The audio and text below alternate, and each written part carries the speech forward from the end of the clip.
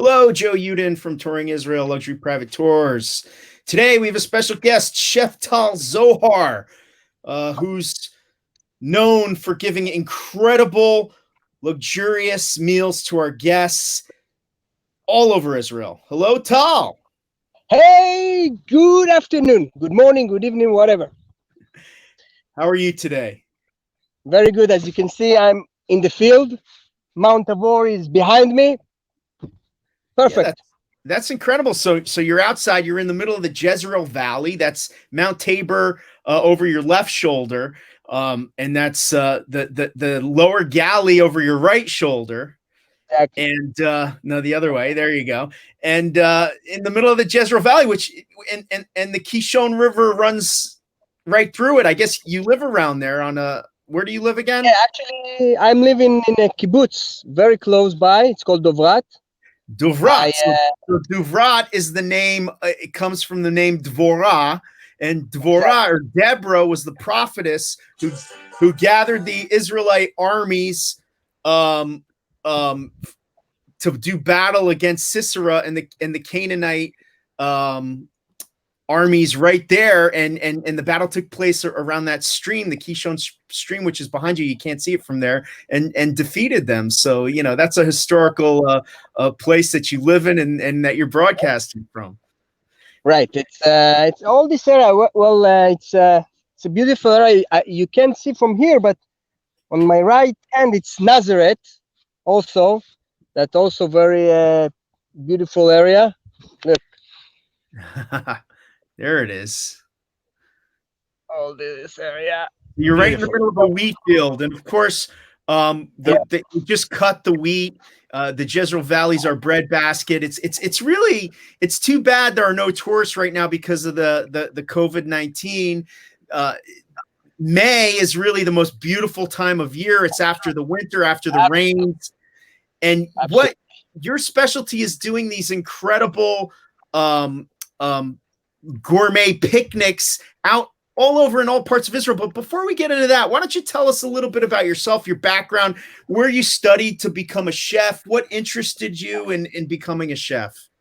All right. First of all, little background. I've grown up in a kibbutz, not so far away from here. I've grown up in a kibbutz in the Valley of Spring, that it's closer to Bet Shan, the Jordan River area. This is where I grown up.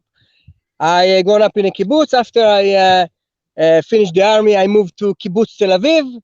Then I moved to kibbutz New York, kibbutz LA. All big kibbutz. So yes, I graduated from the FCI in New York. Um, before I moved to New York, I love to travel. I love to cook, and I graduated from the chef school, and I worked in restaurant, in banquet places. I came back to Israel. I worked as a private chef, and I worked as a chef for big banquets. And then I realized that I like, I have my passion is to work with people, to cook for people that I can see them. Right. My head chef in school, in the graduation ceremony, he said something that actually, got into my head. He said, anybody can cook. It's not a problem to cook. The question is how much happy you make the person that you cook for. So that's what it is.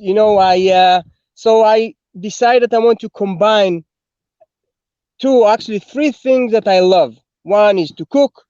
Second is to travel to see my beautiful country of Israel. And third is to put a show. It's when people come in to eat outside, for example, in this field, sometimes I do an outdoor event here in the field. They get the all experience, good food, nice, good vibe, atmosphere. It's all about fun. It's, for me, food is entertainment, and that's what it's all about. It's one big memorable event for Right. So anybody that. here we can see you down in the Negev desert. And I mean, so I guess it was almost 10 years ago. One of our guides, his name is Shani Payne, one of our, really famous guides. I don't know if it was his wedding or he was at a wedding and you were the caterer. And after eating with you, he told you, you should really talk to Joe about doing these private meals. What exactly happened there? Every time that every once in a while I meet him, I meet Shani, when he's the guide of one of the tours, and I'm calling him the Godfather because he was the one that was responsible for what happening for me. I mean, I was a head chef, executive chef in a big banquet place, and he got married in this place, and we were sitting there, talking about the menu.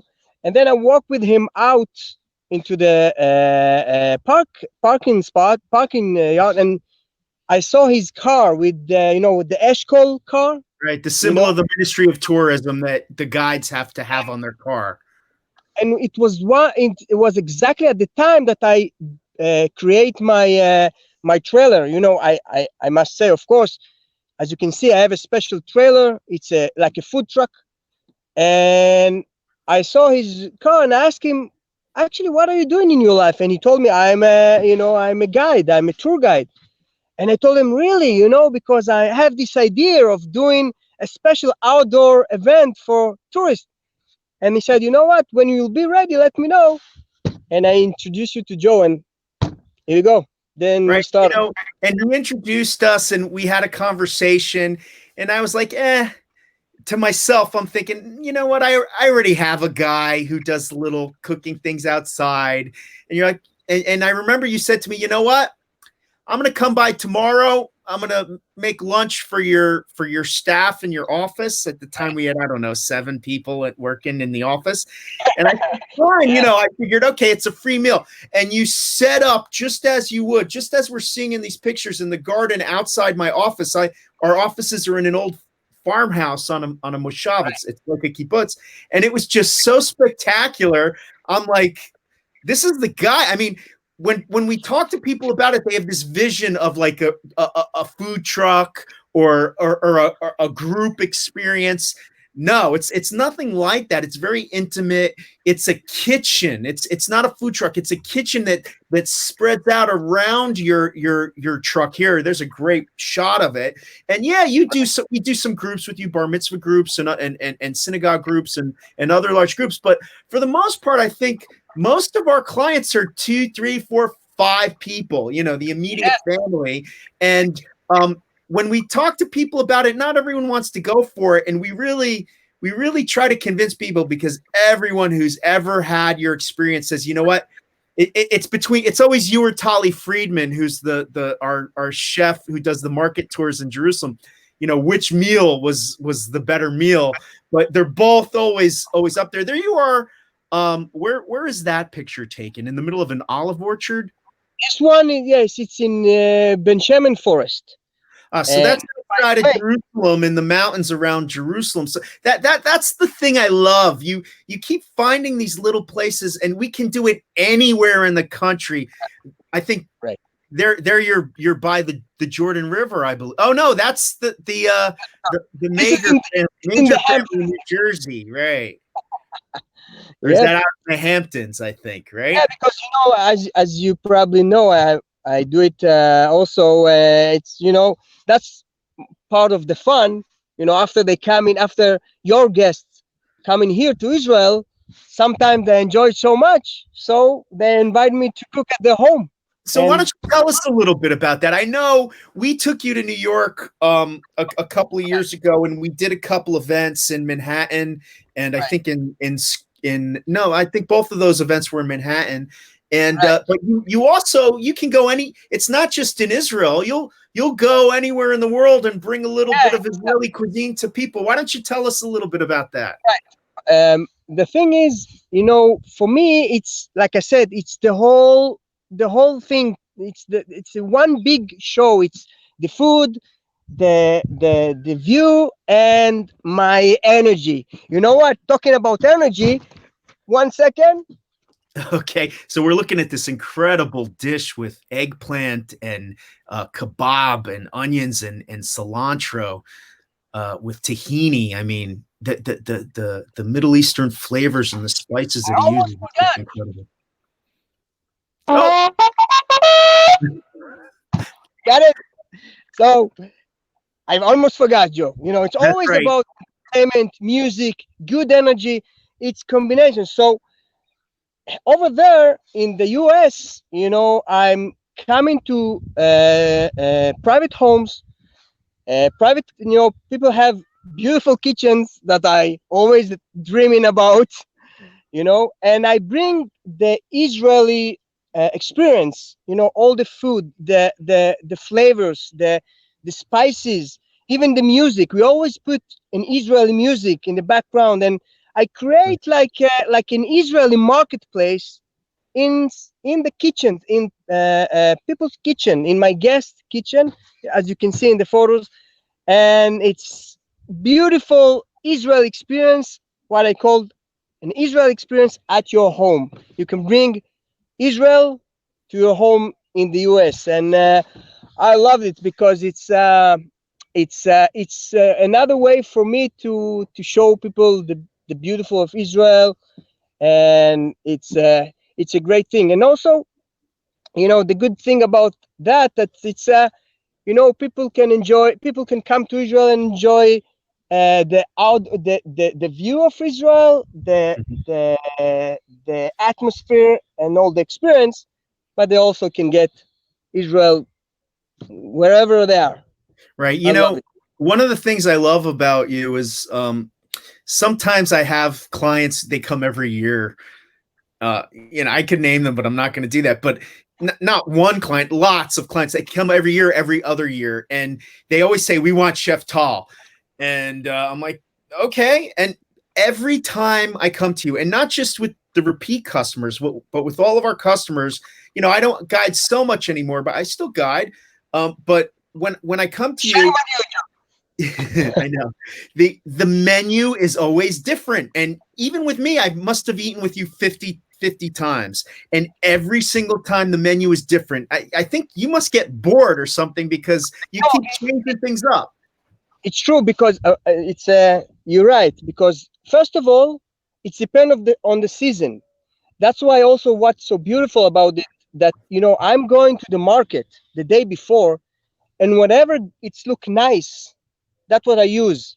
And even, and also, even if I'm going, let's say if I will go to the south, to the desert area, so on the way I will buy some, I don't know, some wine from the desert, or I'll buy something that really belong to the desert, and I will use it. Or if I'm going to the Golan, of course I will use fruits, vegetables from the area, or you know, cheese from the Golan or whatever. So it's also, I'm every time I'm go, or for example, if I'm going, you know, not so far away from here, there is a, in the Springer Valley there is a fish pond that I Right, really like to do an outdoor event next to the fish farm.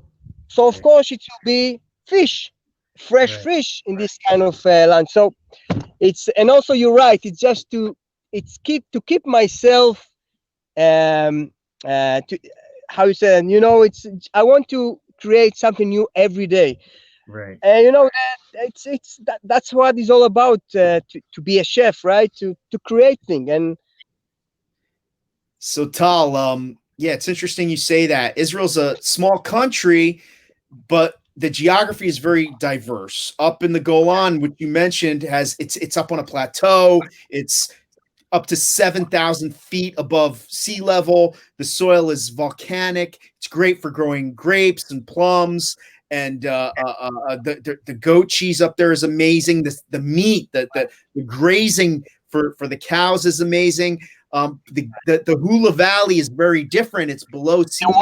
the wine, oh my God, the wine. Right, the wine up in the Golan and the Galilee, it's very different from the wine that comes from the desert mountains or from the Jerusalem hills, and the wheat that we get down from the desert in the Negev is very different than the wheat behind you in the Jezreel Valley. So I love that about you, that wherever you are, you buy the local produce or fowl or meat or whatever it is, and you use that in your meal. And it's very different. Not only that, but Israel is made up of different culinary delicacies, whether you're, a Kurdish Jew or a Syrian Jew or a Moroccan Jew or an Ashkenazi Jew, a German or a Russian or an American. Do you incorporate all these different styles into your dishes? Yeah, exactly. I mean, like I said, it's I trained in many different kind of kitchens. I graduate from a French chef school. I worked in a Greek, Moroccan, Turkish, Italian restaurant, and then I'm Israeli. And I grown up in a kibbutz, but surrounded with Arabic villages, and I observed everything. And like I said, I remember when I just came back from the United States 15 or more years ago, I was all about this, little thing like French, fancy. But then I realized that here in Israel, especially for tourists, for people that come in from outside, the Israeli food and all this mix all together. Even when I make a kebab or hummus, I try to serve the hummus, but with a little touch. Give it the European touch to the the king of the Middle Eastern kitchen, the hummus. So it's all about, like you said, combination. Take all the flavors, still keep it very local, but it's very colorful. I love all the fresh products, like I said, and yeah, but it's mixed together. But it's also, another thing that regarding this, that also this small groups that come in, and this, because it's private groups, it's allow me, to give my guests whatever they want. I mean, when family come in, sometimes they don't like cheese, they don't like meat, somebody have allergy like this, allergy like that.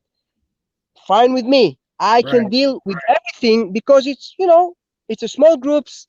Everybody, I until today, knock wood, I never had a guest or even a kid that that left hungry, Right. And because I that's a good point. always, We always talk to the people beforehand and find out what kind of food that they like and what allergies there are, and you're always well prepared with it. But what I've also found, which is interesting, is that the kids, who sometimes are very picky eaters, they'll see you cooking the food. And sometimes one of the great things I love about you is you let the kids help you prepare some of the food.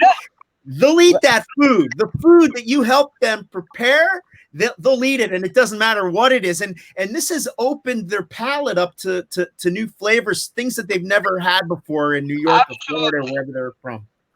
yeah, absolutely. It's amazing. Sometimes the guide tell me the day. I always speak with the guide the day before, and the guide tell me, Tal, don't worry about this kid. He doesn't eat anything. Don't worry about it. And I'm like, tell me what he like. He like pizza. He like a schnitzel. He like meat, chicken. Like, yeah, we'll eat chicken. Chicken, no problem. They eat the grilled chicken after they saw what I'm doing, and they're helping me mixing it.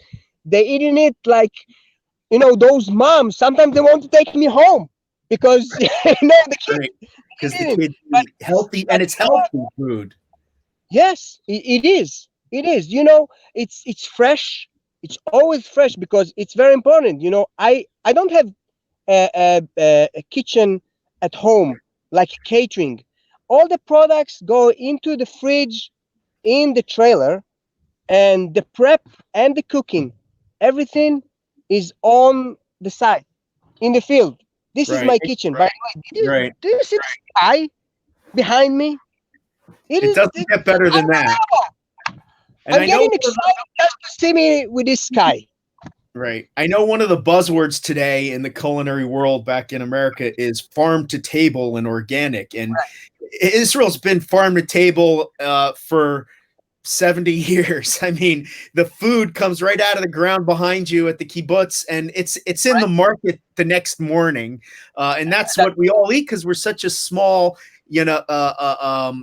country, and the food is very seasonal, but that's okay because there's so much in the different seasons that changes, and people are very interested in that. Their palates change with the seasons, and the meals change with the seasons here, which is very interesting. And there's now a big organic trend as well. I know near where you grow up, there's the BioBee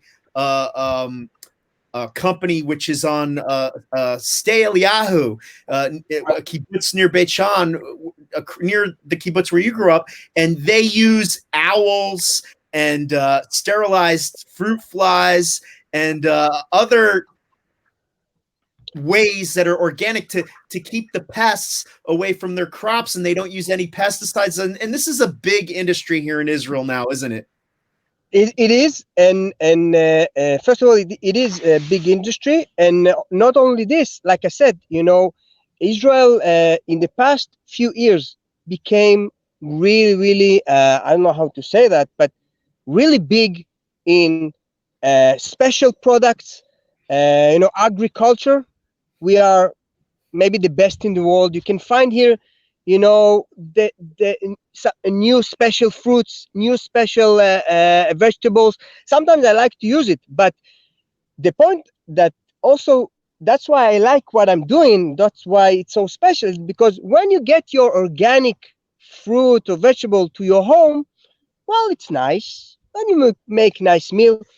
But when you get it outside in the field, it's like almost like to sit next to Zubin Mehta and hear a concert. That's right. It's one big experience. And that brings me to this. We combine your meal with other things. So, for instance, I saw Jono had a picture up before of Masada, with Masada in the background. And one of the things I love to do is hike up Masada before dawn, watch the sunrise before breakfast. We'll take a little box breakfast with us from the hotel and maybe eat a yogurt or an apple or something, and then hike up the mountain. And then we'll do the tour. And by the time we come down the mountain, there it is. You're set up, and it's 8:30 in the morning, and you're serving us this incredible breakfast with shakshuka, with the Moroccan egg dish with tomatoes and onions and peppers, a little spicy if people like it, and fresh bread that you baked yourself. And it's just spectacular. And then Segev Baram will pull up with his power paraglider thingies. I always meet him, when I'm coming, he always waiting there, That's right. And then they'll just take off for a view of Masada overhead. And I just love combining what you do with other things. And at first we start. I always want, because I live up here in the Jezreel Valley, as do you. I live 10 minutes from you, but so I'm biased. I like the north. I like the Galley. I like the Golan Heights. I like the Jezreel Valley and the Valley of the Springs. So I'm always telling you, oh, you should do this next to the Jordan River or a spring or in the forest. But then we started branching out and doing it at Masada, doing it at the Dead Sea, and then Jono had a picture up where we did it. We do it a lot now in an orchard in the desert. And you were talking about the wines from the desert. And we did a podcast a little while ago with Ari Melnick, the tour guide, you know well. And he says that some of the best wines now are coming out of the desert. That's up near the Judean Mount, Jerusalem Mountains. But so we're doing it all over the place. And I love doing it in these orchards in the desert. It's just amazing being in the middle of the desert, but being surrounded by the grapevine. Do you have a particular place that you like to do this in? Yeah, well, first of all, we're talking about Mitzpe Ramon, Machtesh Ramon, that actually there is a few farms over there that I really like. And I always picked, there is a farm called Noam Bamidbar, there is the farm that you like. What's the name of Nana. it? I forgot. What? Nana. Ghana, right. Right. So I like to pick up the wine from there, and then I'm driving to the edge of the cliff. I showed you Up the a crater. photo not Right. so long ago of a new spot. By the way, I always like that's something that I always like to look for a new spot. You Right. know, for example, in Machtef Ramon. So it took me a while, but I find a spot. So I always like to pick up wine from one of those vineyard in Machtef Ramon area, and by the way, probably Ali probably talked about it. The wine over there, it's very special because and very tasty because they have the perfect atmosphere and climate because it's very cold in the night, it's very hot in the day, and that's why they have perfect wine.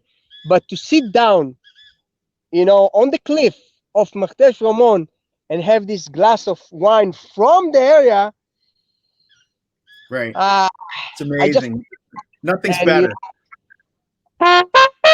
it's need a trumpet. It's too good to be true. So, Right. And then to top it off, you always have these incredible dessert dishes with baklava and silan, which is this date honey, and halva. I sometimes mean, I do donuts. I call it when America meets Israel. I got the donuts. Oh, here is some example donuts with some ice cream, baklava, halva, silan, that it dates honey, some tahini paste. It's all those Israeli combination flavors. Oh, look right. at this. But this is very close. This is in the Dead Sea. This picture. That's Mount Uh, Salem in the distance, right? with the pistachio and mint. Okay. By the way, it's again, it's local products that I just make it nice, make it Right. look nice and tasty. That's what it's all about. And of course, the tea that you used, we're not talking about Lipton tea here. This is all natural herbs from your garden, isn't it? Absolutely, I always bring with me, mint and other herbs. Make a tea. We always have talking about coffee. It's always good Arabic coffee. No, not espresso, right? It's good coffee, herbal tea. Yeah, try to keep it close to the naturally Israeli flavors. Right. And So by the way, talking about desserts, those baklava that I use, I always buy them here in Nazareth. I'm going to Nazareth every time. Buy mhm, in Nazareth. That's what that's why I love this era where I am right now, because in the end, I think this is the heaven. I can find here everything, all right. the good products I can come from here. But again, it's Israel is heaven. Well, what can I Oh, I say? agree. It's definitely the gates of heaven, that's for sure. But so Tal, what we do is sometimes we'll just do a meal. Sometimes we're doing these huge bar mitzvah celebrations out in the middle of nowhere in the afternoon, at night for brunch. Sometimes we're doing it, at dawn. You're very versatile, and everyone who's experienced your meals here in Israel has always come away saying, "Wow, that." After a 10-day or 12-day tour of Israel where they've eaten in the finest five-star restaurants in Tel Aviv with famous chefs who have restaurants in London and Tel Aviv, and then they eat with you, they still say that your meal was the best and that you should open a restaurant yourself. But I don't think you can sit still for very long, can you? That's true. First of all, thank you. But that's what I'm saying. I've been able to fool them all because I don't know how to cook. I just doing big show and there's outdoor. No, I'm just kidding. But No, that's not that's true. what it is. It's combination. You can cook nice. That's okay. You can take people to nice place. That's great. And you can give them a show. That's also great. But when you combine everything together, Right. here we go. Nothing That's beats what it. Really, and really, it's nothing beats it. also about flexibility. You know, you're talking about. You remember one night that you came and we had a mobile bathroom. You know, for bar mitzvah, a dinner. You Right. know, it's all about flexibility. You can do anything. Anything you can imagine. We can do it together. Right. I think that night that's really a great way to finish off the conversation. We did a bar mitzvah for the Cohen family, and we did the bar mitzvah in the ruins of the ancient synagogue at Chorazim, I believe it was, Chorazim. And then as the sun was setting, we left the park. And we had 50 people because they have lots of friends in Israel, so it was about half Israelis and half of this family of about 20 people.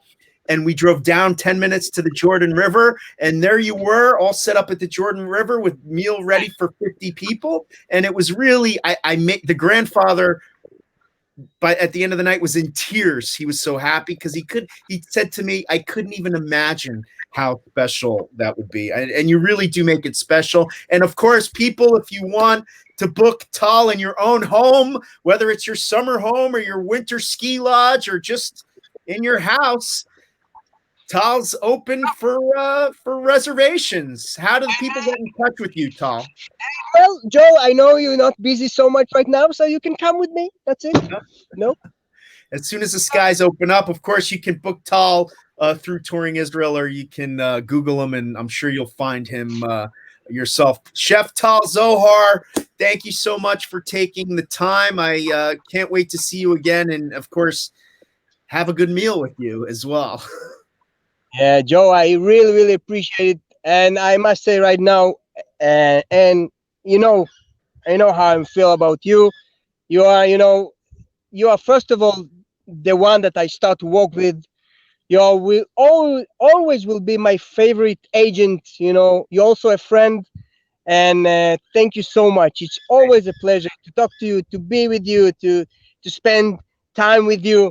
Thank you so much. I appreciate it. You as well, Tal. I really appreciate everything that you've done for us. Thank you. Shout out to Jonathan Rose, a Condé Nast Traveler Israel specialist in his own right. Give Jono a little toot from your trumpet. And we'll see you again soon. We have another week lined up. Take care, everybody. Shalom.